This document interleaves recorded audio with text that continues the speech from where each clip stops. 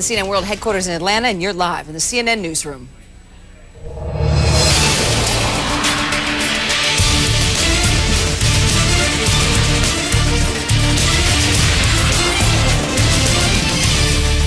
It's 2:29 Eastern Time. Here's some of the stories we're working on for you right now. A drawdown in Iraq, a buildup in Afghanistan. President Bush says that some 8,000 U.S. troops are leaving Iraq because of a sustained drop in violence. Meantime, some 4,500 others are heading to Afghanistan, where violence is on the rise. Big questions today about Kim Jong-il's health. A U.S. intelligence source tells CNN the North Korean leader has serious health problems and may have suffered a stroke.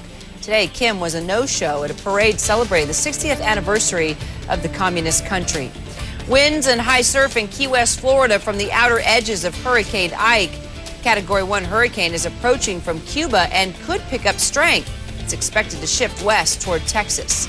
And she could potentially lead a country, but she'd be banned from leading many congregations. So why does Sarah Palin seem to be winning over so many evangelicals? Let's bring in two people who may have some answers for us. Voddie Baucham is a pastor at Grace Family Baptist Church in Spring, Texas, and Margaret Feinberg is an evangelical speaker who lived in Alaska for 5 years and saw Palin get elected to governor. Good to see you both. Thank you. Thank you for having me. Margaret, let's start with you. I want you both actually to touch on this quickly. Why does her faith matter? Her faith matters because it says a lot about who she is as a person and her outlooks on life and the policies that will come to play in our nation. Reverend Baucham? I agree completely. Political ideology is really an outgrowth of our religious beliefs. You can't separate what a person believes from how a person will govern. So I think it's incredibly important that we know where people stand on religious issues. So, Margaret, why do you think she's winning over these evangelicals that have been so skeptical of McCain? I think on one hand, she's known for her conservative values, and that's translated in her leadership and her time in Alaska. But I think also for younger evangelicals, there is a hunger to see a more exciting ticket.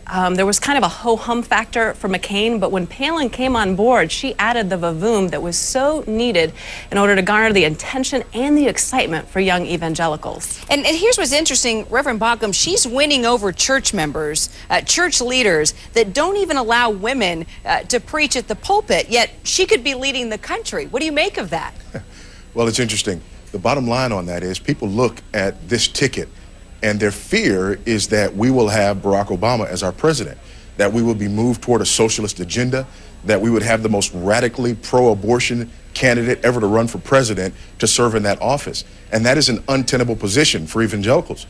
And so they look at this and they're trying to decide this based on what's best for the nation in the here and now, and oftentimes overlooking some of those other issues.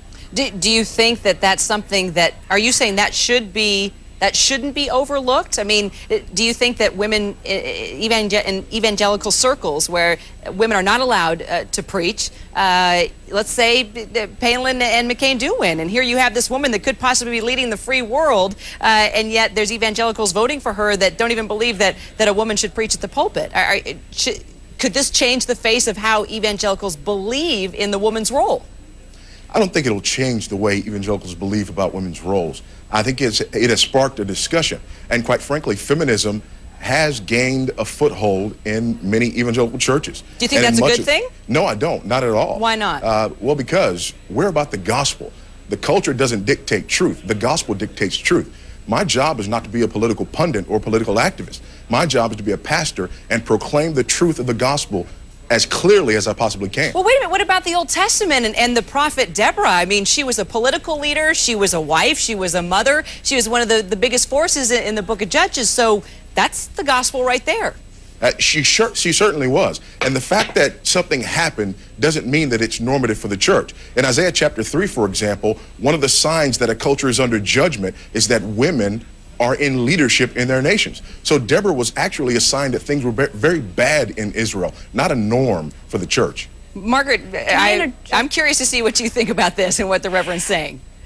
I think that that's a fair perspective, Voddie, but I think we also need to look at Ephesians 5, which describes, it's saying that husbands are to lay down their lives for their wives, just as Jesus Christ laid down his life for the church. And in the same way, I think Todd has done an incredible job opening up the opportunity for Palin to use the gifts and the talents and the passions that she has been given in order to make a difference in her community and possibly in our nation and world on a significant political landscape and effect. Margaret, is the Reverend sounding a little sexist, or is it just me?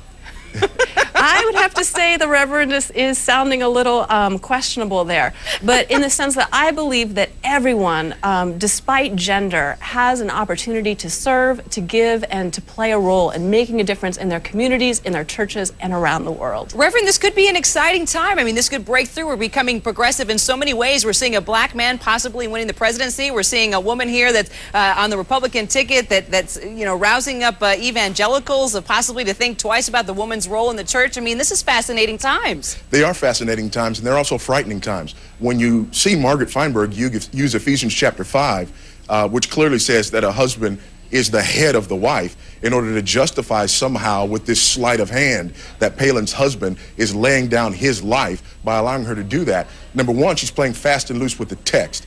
And secondly, she is also ignoring the fact that Palin's responsibility as a wife and mother is governed by Scripture, not by whether we feel it's progressive in our culture. Margaret, final thought there. Voddie, I believe that's a narrow interpretation and a boxy interpretation of the text, as well as the role of women, who in today's working families, many families in the United States need both the man and the wife in order to work outside of the home, in order to support the family, and to put that kind of burden on the family, whereby a woman must stay at home. I just don't think that translates into many working class families today. You know, my job is not to translate into working class families. My job is to be honest with the text. And the text says in Titus chapter 2 and verse 5, a woman is to be the keeper of her home. Now, I will not violate the teaching of the text in order to somehow sound more appropriate for the culture. I am a herald of the truth of the gospel, and my job is to teach the gospel according to what the authors have said, not according to what I think the culture wants to hear. But Voddie, being a keeper of the home can be translated in so many different ways. And that means that if a woman happens to be the breadwinner, shouldn't they have the opportunity to step out and take care of their family in that way?